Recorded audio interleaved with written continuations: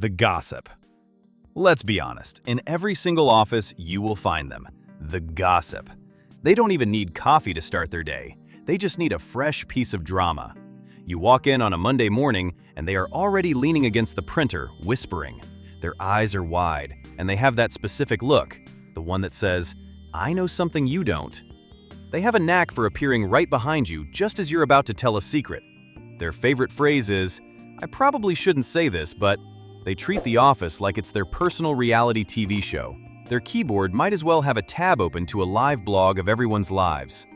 You never know what they know about you, and honestly, that is the terrifying part. They survive on curiosity and chaos. The Micromanager. This one hovers, literally. You'll be typing an email and you feel a shadow over your shoulder. They are standing way too close, reading your screen like it's a thriller novel.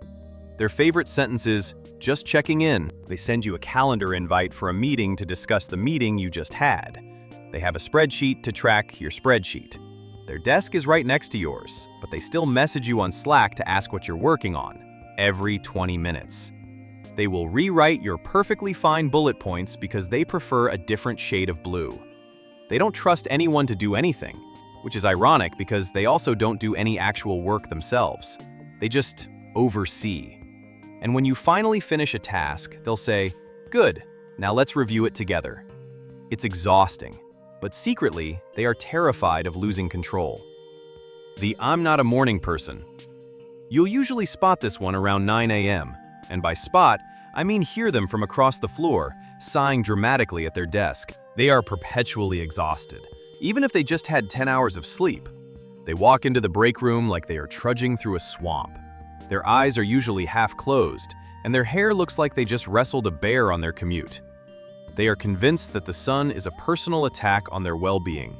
They will stand for a full minute just staring at the coffee machine, waiting for it to finish, as if willing it to go faster.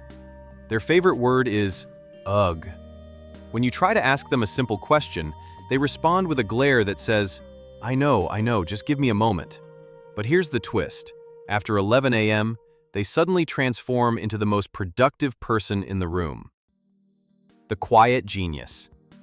Don't let the silence fool you. This person is the mainframe. They sit in the corner, usually with noise-canceling headphones on. They rarely speak up, but when they do, it's like a plot twist. You might think they are just staring at a spreadsheet for 8 hours, but in reality, they are holding the entire company's infrastructure together. They don't join in on office gossip. They don't care about the office politics. Their power is in observation. They have a messy desk, probably covered in empty coffee cups and obscure sticky notes. When the whole team is panicking about a system crash, they lean over, click 3 buttons, and fix it in 5 seconds without even breaking eye contact with their monitor. They are the ones the overachiever used to go to when they were stuck, but now the micromanager just annoys them. They don't seek credit, they just like the puzzle. If they ever quit, the entire building might collapse. The Clutterer. Okay, we need to talk about this one. The Clutterer is a force of nature. They claim their mess is organized chaos, but it looks like a small tornado hit their cubicle. They start their day with a single pen, and by noon, they are surrounded by a fortress of empty snack wrappers, random cables, and papers that seem to multiply. They always need to borrow a stapler or a sticky note because they can't find theirs under the pile of important things. They have 3 old coffee mugs on their desk because they keep forgetting to take them to the kitchen. If you look closely, you might find a sandwich from last week hidden under a report. It's a health hazard, but it's their creative process. The weirdest part? They actually know exactly where everything is. If you ask for that document from last month, they will dig in the mountain and pull it out in 10 seconds flat. The Gym Bro. And finally, we have the Gym Bro. You don't need to ask them if they went to the gym this morning. They will tell you within the first 30 seconds of conversation. They walk around with a giant water bottle that looks like a missile. They wear athletic sneakers to their desk that are more expensive than your rent. They don't eat lunch, they eat fuel. While you're eating a sandwich, they're cutting up a raw chicken breast with a plastic knife. They will constantly remind you about their weekend leg day and how you really should try spin class. They have a protein shake spill on their keyboard that they never clean. They are great for picking up heavy boxes, but terrible for a meeting that starts at 8 a.m. because they are too zen to rush.